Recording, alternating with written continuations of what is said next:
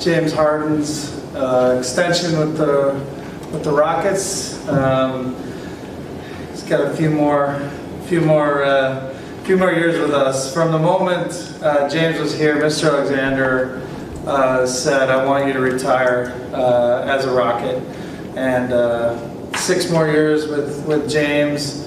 My job, every day is to try and put the players around him to win a championship. That's our only goal here. I know that's James's only goal.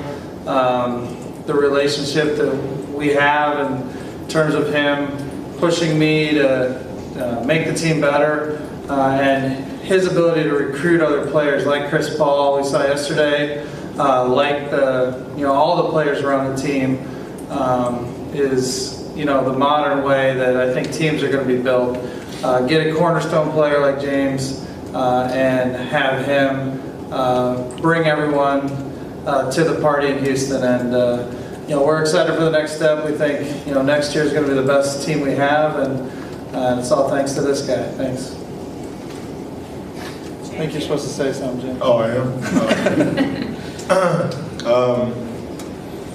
It's rare that you feel so welcome, feel like you're at home, and feel like every single day you wake up and you go to work, and you have people around you that motivate you, that push you to be better, and that you just love being around. And that's another reason why I signed the extension. I don't plan on going anywhere. I don't want to deal with free agency. I don't want to deal with any of that stuff. I know where home is. I know where I want to be. I know where I want to retire ultimately, and I know where I want to win a championship. And so everything is going to happen here in Houston, and that's the reason I'm here for forever. Open for questions. James, what does it mean to you that the Rockets did all they could as quickly as they could in this situation? What do you mean, the extension? Right, exactly. They did everything got done quickly. Yeah, I mean that was the plan. I don't want to have to go through free agency. I'm sure they don't want me to go through free agency as well. So, like I said, I know where home is. We have the best relationship ever, and the next step is to win a championship. So, the front office, Mr. Alexander, they're going to do their job and try to get the best players in here, for our team. And my job is to go out there and compete at a high level and try to win as many games as we can. Mike, can you address? You came here a year ago, and people thought you were a little crazy with this idea of James being a point guard and things. Can you just talk about how everything has progressed in just a year's time? Well, the thing that was kind of funny is that whatever position he plays, he's going to be really good at. So, we put him over the point guard because with what we had, that was the best thing that we could have done. But he's always going to be a point guard on the floor, whether it's the 2, the 1, the 3, it doesn't matter. But he had a phenomenal year last year, and it's I've coached a lot of people and watched a lot of games, and the stuff that he did in, day out was incredible. And now I'm just so excited about, he's going to be here a long time, so that's good for the organization. We're tied. Yeah. So that's good. But I'm excited, with the addition of Chris and getting the other guys back, and the improvement of Clint Capella. There's just a lot of positive things happening, and it should be exciting for the fans of Houston. James, what's your Oh, it's all right. I just want to finish. Obviously, you know I didn't have anything left. Sorry. You're good. James, what is your vision of this pairing with Chris? He talks about being energized and having kind of a new energy looking forward. How do you envision this working out here? Well, I can speak for Chris. The last 13 years, he's had to dominate the ball so much just because he didn't have a consistent, somebody to help him, create plays and do other things for him. So, and I know how he feels. I mean, these last, 5 years, I kind of feel that same way as far as just dominating the ball. Kind of feels good to, get a catch and shoot opportunity or just run the floor and not, 4 or 5 possessions in a row and not worried about having to make a play every possession. So, we had a good workout, in Vegas, and it felt good. It felt good to be out there and just run the floor and just have fun, And so it's going to be fun. There's no point guard, there's no shooting guard. We just go out there and make plays and make our teammates better. That being said, you feel like you got worn down a little bit as the year went on I mean, last year? I don't know if it was worn down, but I mean, it's just tough. You know, I don't think anybody in the league had to dominate the ball like I did. So it is what it is. I will never complain about it. I'll go out there and just do my job to the best of my ability, and you know, whatever coach and the front office or whatever needs me to do, my teammates needs me to do, I'm gonna go out there and try to do it. James, when you came here from Oklahoma City, could you have envisioned how this city has embraced you, how this team has embraced you, how you've just really become the face of this team and this franchise? Yeah, it's more than I can ever imagine. From the city, the fans, my teammates, and then these guys right here. From Mr. Alexander to Tab Brown to Daryl to even Mike. For this past year, even Rafael in the back.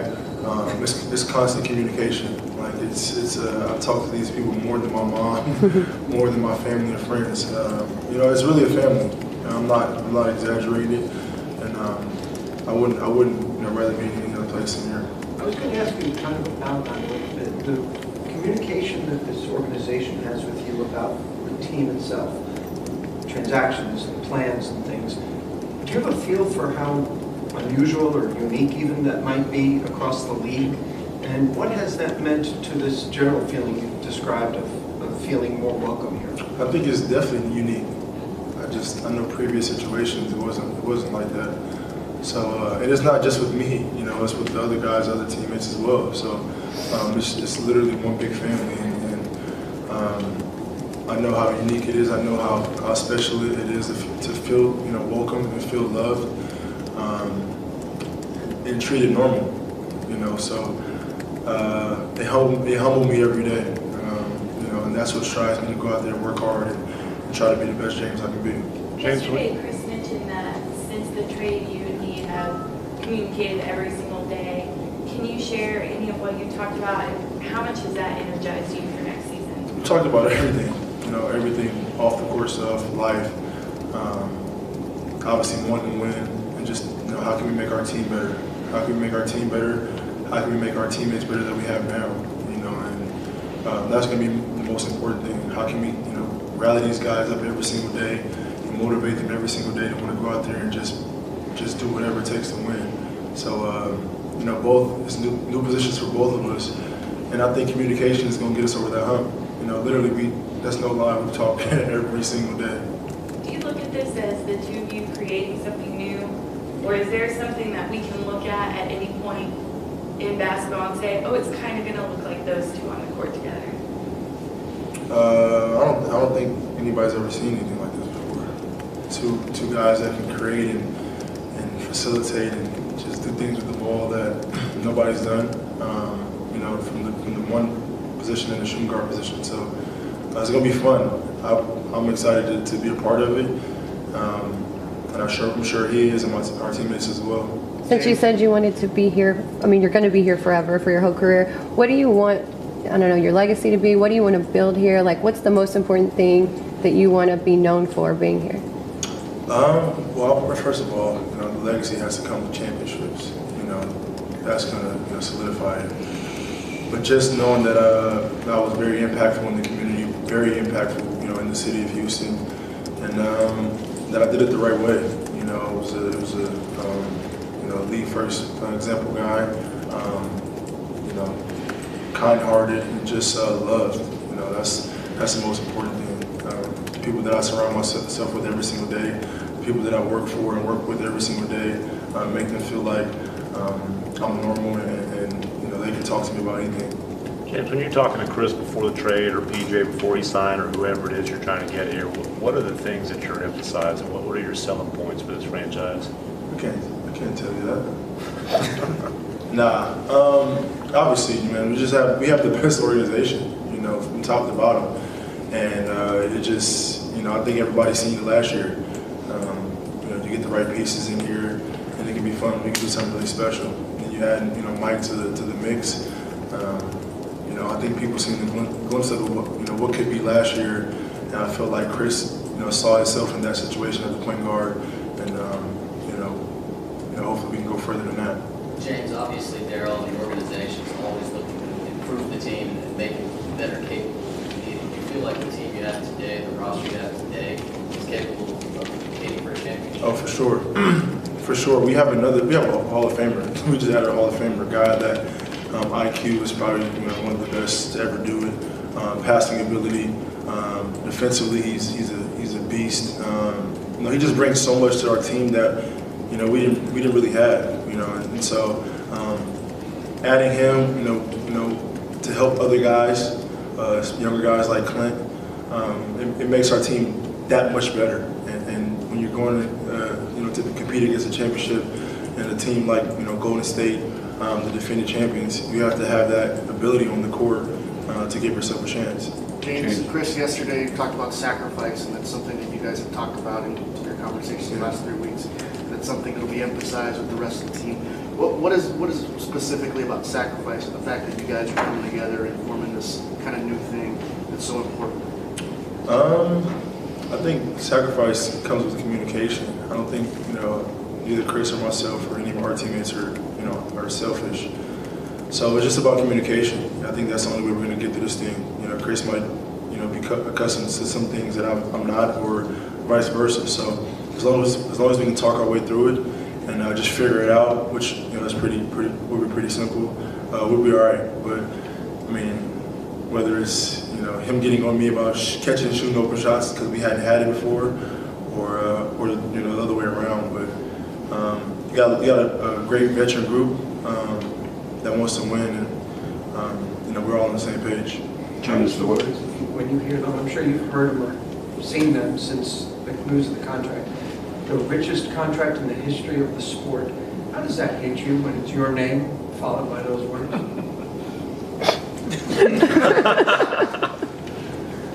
No, honestly, sounds good, but honestly, the only thing that at this far now in my career is winning, to win a championship. The money is cool, I've worked extremely hard, thanks to Mr. Alexander for giving me that opportunity, but it doesn't really mean anything without, holding that championship up. So that's what we're working towards. That's why I'm in the gym every single day, and I won't stop until I get it.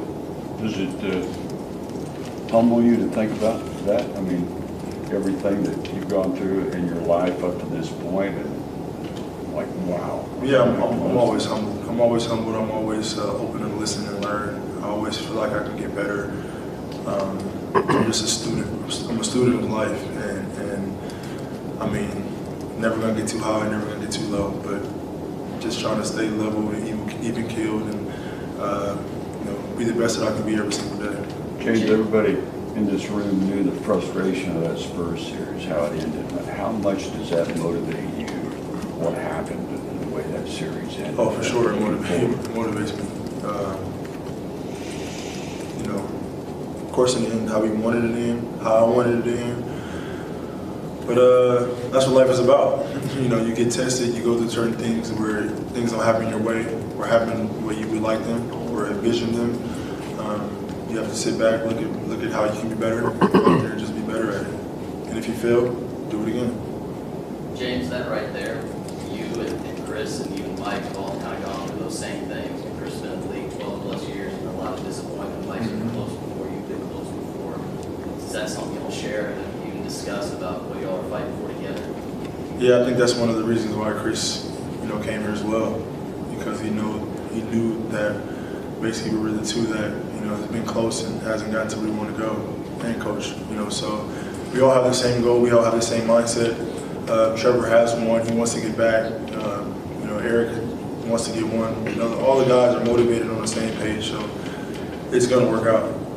Can you share how long you've known Chris and how long that relationship's been? Because I think it's kind of a surprise to a lot of people that you guys were as close as you were, and that's your primary reason why you came here.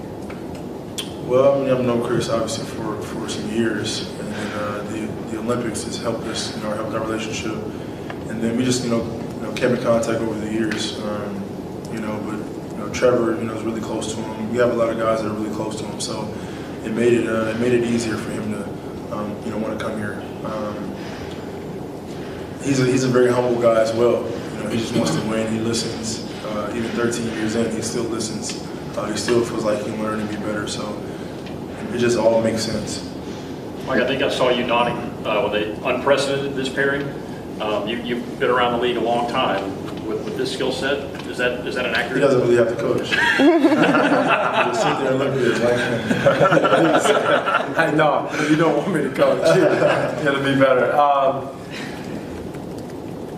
I'm trying to think through the years. I'm sure, but as they did some examples of 2 point guards, and it really wasn't great examples. At one point, I think Jason Kidd played with somebody in Phoenix, Kevin Johnson. So, they didn't. I don't know if they played together, but they weren't shooters like these guys at the same time, point guards, and players just keep getting better. And these guys are 2 of the best in the game, and it's going to be exciting. It's going to be fun.